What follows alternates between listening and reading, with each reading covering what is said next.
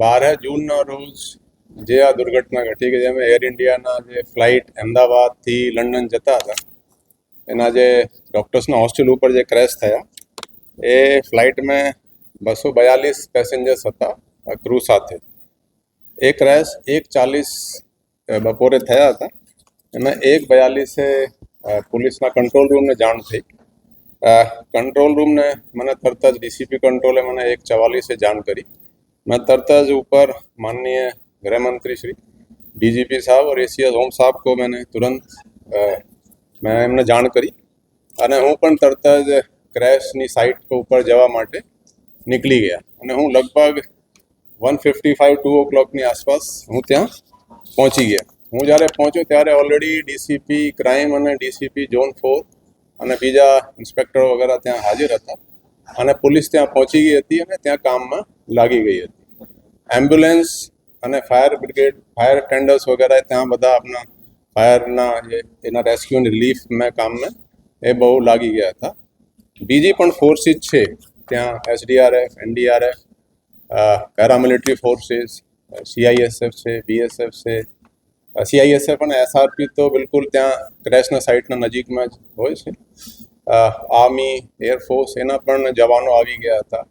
ટૂંકમાં આ છે કે પેરામિલિટરી ફોર્સિસ અને આર્મ ફોર્સિસના જવાનો રેસ્ક્યુ રિલીફ માટે આવી ગયા હતા અને આપણી પોલીસ આપને સાથે થોડા ટાઈમમાં ડીજીપી સાહેબ અને એસીએસ હોમ સાહેબ અને અન્ય અધિકારીઓ પણ સ્થળ ઉપર આવી ગયા હતા. સૌથી પહેલાં જે ચેલેન્જ હતા કે જે એમ્બ્યુલન્સ અને ફાયર ટેન્ડર્સ જે આવે છે અમદાવાદમાં કુલ 19 ફાયર સ્ટેશન્સ છે. એના માટે ગ્રીન કોરિડોર રાખવાના, એમ્બ્યુલન્સ માટે ગ્રીન કોરિડોર રાખવાના, ટ્રાફિકના અરેન્જમેન્ટ કરવાના અને જે ફસાયેલા છે એને રેસ્ક્યુ કરવાના. એમાં આપણી પોલીસની ટીમે ખાસા મદદ કરી રેસ્ક્યુ અને રિલીફમાં. તમે જોઈ શકો ઘણા પોલીસના જવાનો અને અધિકારીઓ મદદ કરી રહ્યા છે. જે પહેલાં જે એ સર્વાઈવર જે નીકળ્યા છે ત્યાં પ્લેનમાંથી એની સાથે એક પોલીસના મેઘાણીનગરના મયુરભાઈ કરીને છે કોન્સ્ટેબલ એ સાથે હતા ને એમ્બ્યુલન્સના એ સ્ટાફ પણ ત્યાં જોવા મળે છે. और પોલીસની રેસ્પોન્સ ખૂબ જ સારી રહી. આપણા આ જે કામમાં છે મેં એક ત્યાંની ટીમ બનાવી, ત્યાં બંદોબસ્ત સાઇટ ઉપરની ટીમ, પછી હોસ્પિટલમાં લગભગ 1000 પોલીસના માણસો મોકલ્યા. ત્યાં એક જોઈન્ટ કમિશનર ક્રાઇમના હસ્તક બધા બંદોબસ્તની જવાબદારી બોડીઓને સોંપવાની, ઇન્વેસ્ટિગેશન માટે એડિશનલ કમિશનર સેક્ટર 2ના હસ્તક આખી ટીમો બનાવી અને એ તરત જ આપણા ઇન્વેસ્ટિગેશનના કામમાં પણ લાગી ગયા હતા. તમે જુઓ તો અમે ઇન્વેસ્ટિગેશનમાં પહેલે આપણે તરત સ્ટેશન ડાયરીની એન્ટ્રી કરવાની, એડી દાખલ કરવાની, પછી પોલીસનો ઇન્ક્વેસ્ટનું કામ હોય છે, ઇન્ક્વેસ્ટ ભરવાનું. ઇન્ક્વેસ્ટ ભર્યા પછી ડૉક્ટરોને કામ શરૂ થાય છે એને પોસ્ટમોર્ટમ કરવાનું, ડીએનએનું સેમ્પલ લેવાનું. તો આવી સિચ્યુએશનમાં જો ડિટેલ પોસ્ટમોર્ટમ થાય તો એમાં ખાસા ટાઈમ લાગે. એટલે પોલીસ કમિશનરને એવી સત્તા છે ડિઝાસ્ટર મેનેજમેન્ટ એક્ટ હેઠળની ગાઈડલાઇન્સમાં કે ડિટેલ પોસ્ટમોર્ટમ જે હોય ને કે બોડીમાં અંદર એનો કિડની કેવા છે, લીવર કેવા છે, આ બધું લખવાની જરૂર નથી.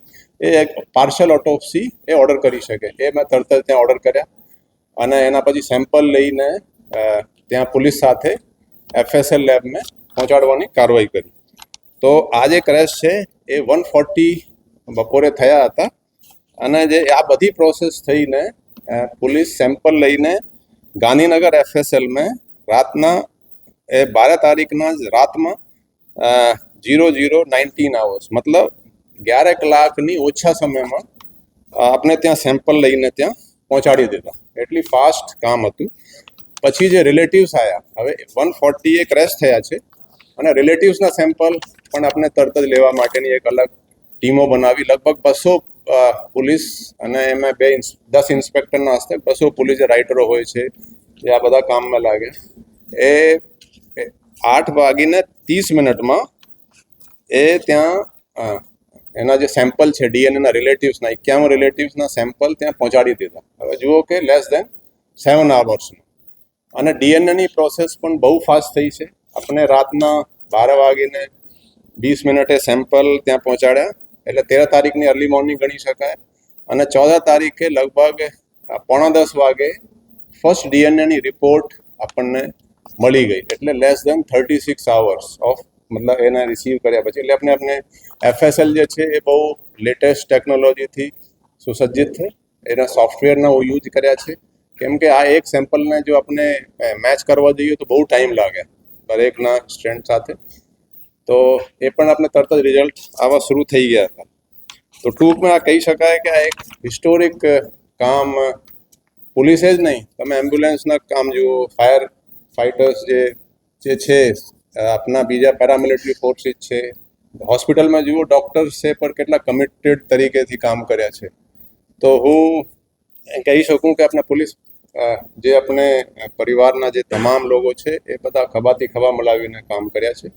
અને જે બોડી હેન્ડઓવરના જે કાર્યવાહી છે, હવે જેના અમુક લોકો જે હતા જેના ફેસ આઈડેન્ટિફાઈ થયા હતા, જે લોકો કમ્પાઉન્ડમાં હતા કે ત્યાં ડૉક્ટર્સ હતા, અમુક જે ડેથ થઈ હતી એની ડીએનએની કંઈ જરૂર નહીં હતી, એટલે એ લોકોની બોડી 12 તારીખે 140 એક્સિડન્ટ થયા છે અને 13 તારીખે 8:30 વાગે પહેલી બોડી આપણે રવાના થઈ ગઈ હતી પોલીસ એસ્કોર્ટ સાથે, અને 9 વાગે 2 બોડી બીજી, એટલે લેસ દેન 24 hours થી પણ પહેલાં, એટલે 24 નહીં, એનાથી મને લાગે કે ખાસા ઓછા સમયમાં જ બોડી રવાના થઈ ગઈ હતી.